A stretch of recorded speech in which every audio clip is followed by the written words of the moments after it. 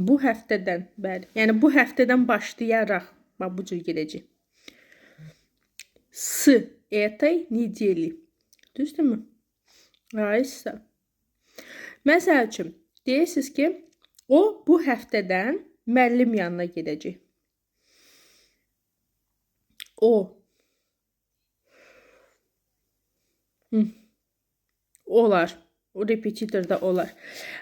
İndi fikir verin. O deyirsiniz, birinci o ilə başlayırsınız, düzdürmü? On və yaxud ana. Baxır, qızınızdan danışırsınız, oğlunuzdan danışırsınız, düzdürmü? On və yaxud ana. Sonra bu həftədən с этой недели Aysa. İndi fikir verin. Siz deyirsiniz ki, bu həftədən gedəcək. Deməli, siz nəzərdə alırsınız daimiliyi, düzdürmü? Bir dəfə, iki dəfə getmək yox. Bu həftədən və nə qədərsə gedəcək.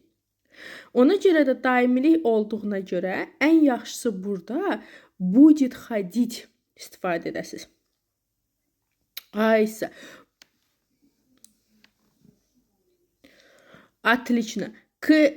Будет ходить ya bir dənə müəllim yanına gedirsə k repetitorу. Əgər bir neçə müəllim yanına gedəcəksə, onda k repetitoram. Düzdürmü? Aysa. K repetitorу bir dəfə gedəcəksə, k repetitoram bir neçə dəfə gedəcəksə. Tak. Sonra davam edək. Yəni bunların hamısı dediyim neçə dəfə də videolarımda da paylaşıram. Yəni o mənim ikinci kitabım var, danışıq kitabım. Bax onlara əsaslanaraq izah edirəm. Yəni hər şey o kitabın içində var. Yəni rahat şəkildə istəsəz gələcəkdə əldə edə bilərsiniz. Yəni harda olursunuz olun, hər zaman o sizin köməkçiniz olacaq da bir sözlə. Tak. Deməli, gəlin nəticəyə gələk.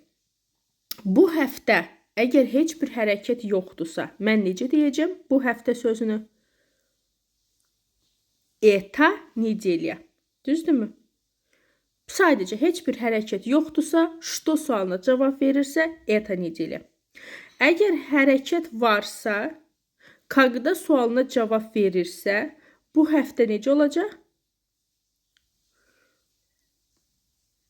Aysa na eтой nedelе. Bu həftəyə kimi nə zamansa başlayıb, bu həftəyə kimi davam edib.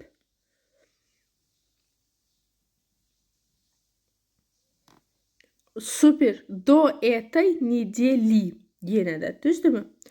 Bu həftədən, bu həftə başlayır və nə qədərsə davam edəcək.